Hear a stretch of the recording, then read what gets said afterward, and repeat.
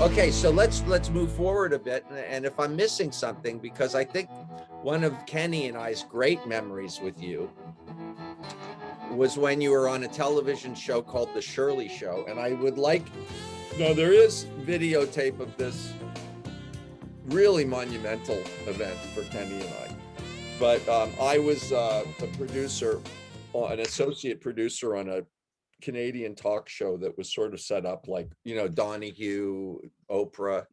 We created a show called Gays Who Hate Gays, an episode.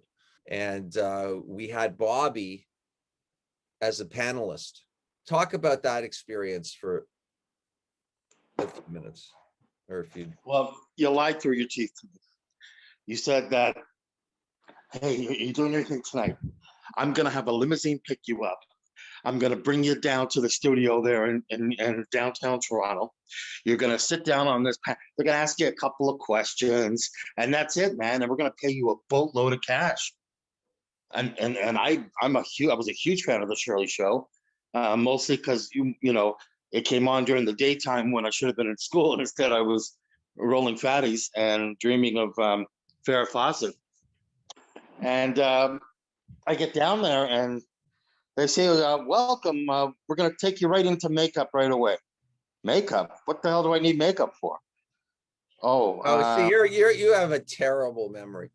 You wanted to be in disguise, so they had to put you in a disguise. So they brought you into makeup and they gave you a wig and a really funny looking goatee. Am I wrong? These people make me sick. I'm a lover of all people. I have nothing against the gay community. I think they're a very important part of our society that needs to be encouraged and needs to be loved. And so, unbeknownst to me, I was not somebody I wasn't anti-gay. That was the whole premise of the show. I wasn't.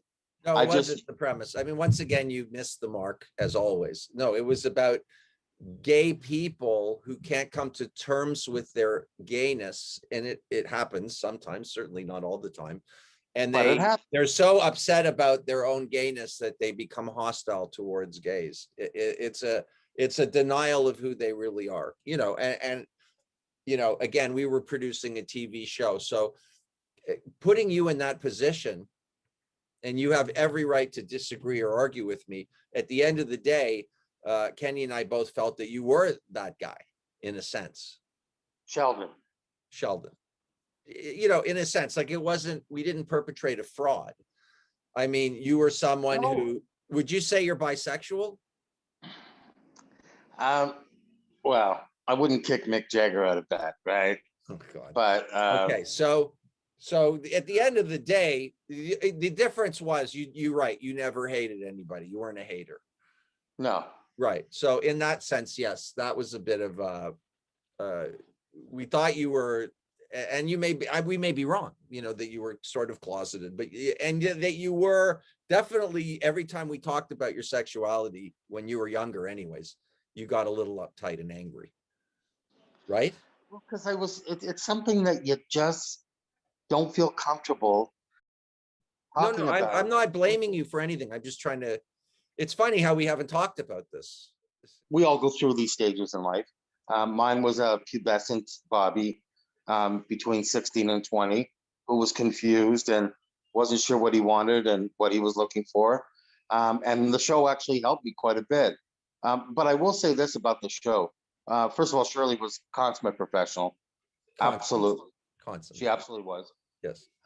And also, I stood outside after taking the makeup off, waiting for our free cab ride. Yes. And some of the clients' characters that were on the show, yes, were standing right next. They didn't recognize who I was, so the makeup worked. However, where it failed miserably was, 6 months later, the show had been aired, and this lady I worked with at the time came up to me and said, "Robert, this is gonna sound crazy, but I could have sworn I was watching the Shirley Show, and your voice sounded just like this character. And the way you spoke and the way you moved your hands, I know it wasn't you, but my gosh, you've got a Dobler twin somewhere in the free world. who looks exactly like you. But he was all in makeup and stuff. And of course, my heart's racing right now because if she finds out, then everyone's going to find out. The whole show fell apart. There was a therapist there who felt that Bobby was a fraud, and he felt that we were putting on a Roman circus and trying to get conflict, which we were. He was actually quite bright about it. And, you know, but at one point, Kenny was in the studio audience. Do you remember that? And the And question and Shirley had answer. no idea who he was. It was before we were ever on TV, and she definitely didn't know that he was my buddy. But she knew that I knew you. But anyway, so Kenny stood up to ask his question, and of course, delivered. He was a Oh bit my nervous, God. but he said something like, "I just want to say that Sheldon is a disgusting person," or something like that. And you could just see Bobby just fuming underneath the fake goatee. What was supposed to be one or two questions. That was not, no, I know, but you were supposed to be what we call the segment 4 add-on. And at the last minute, Shirley went in without me knowing, and she put you on, you're on from almost the top. So everybody got to have a shot. In fact, one of the guests was from Queer Nation, which is sort of a radical gay group. And he hated Bobby so much. Remember, he tried to pull your wig off? That was unreal. And there was a Republican who wore a suit and tie. Yes. There was a radical guy who would fight in the streets for his gayness and his pride, and all that's righteous. Yeah. There was the doctor who kind of thought I was misleading people.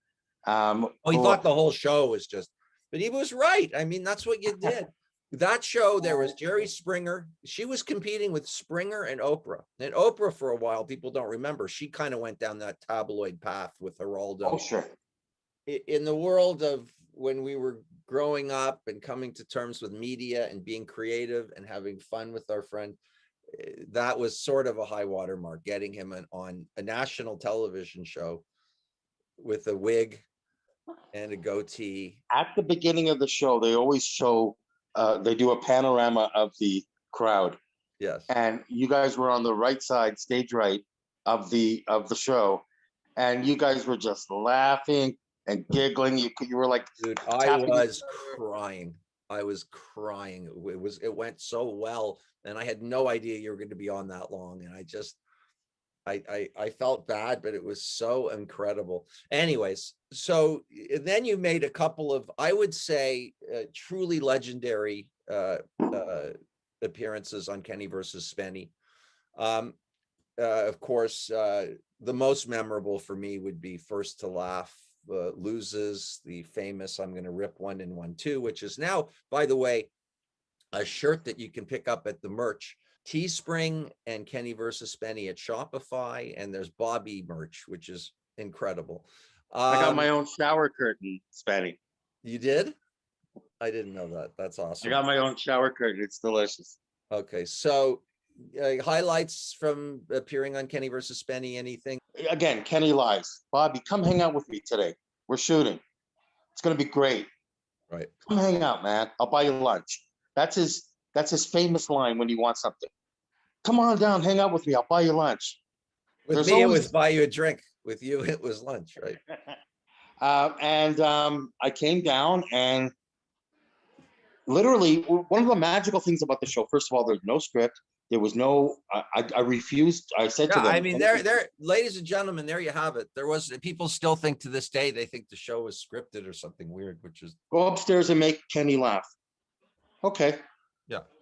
When I had baby Andre, and then when I did the dressed as sort of the Shirley Temple and sort of creepy walked in with pee pee and poo poo, and yeah. Kenny got game, man. He was not having any of it. He was not laughing. So you were the only thing I could think of at that point, because if that didn't make him laugh, I thought, I don't know if he could control. If you watch the episode where the first part is where I'm sitting next to you, and I say that you asked me if I could make him laugh, and I say I have some ideas. Yes. Then you see me going up the stairs. I had no idea what I was going to do, because I thought, like all shows, there'll be breaks in between.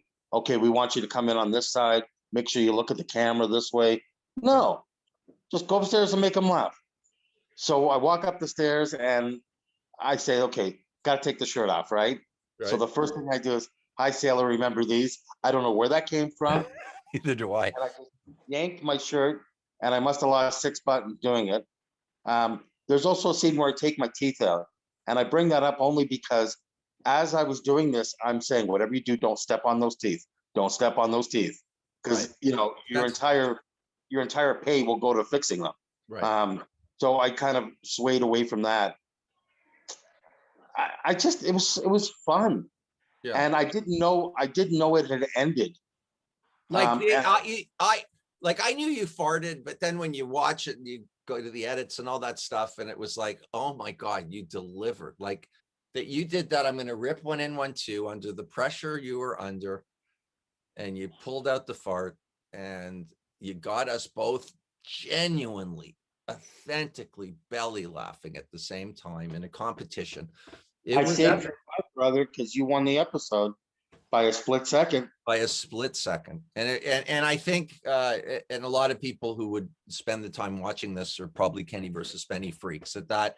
I think that's up there in my top 3 endings. I mean, would be that one. It would be me falling off the cow as an ending. That whole episode was problematic because we expected to be on the cows for more than 3 minutes or 2 minutes.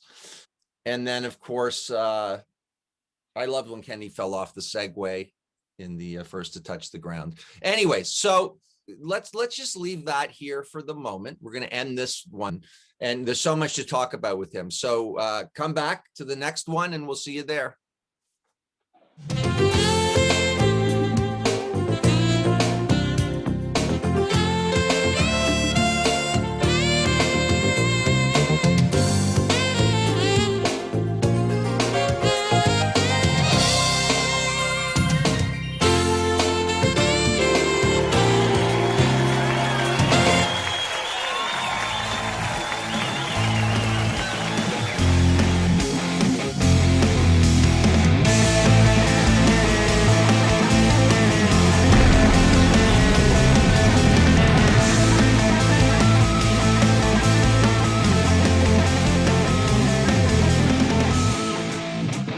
Don't be a honey-duddy.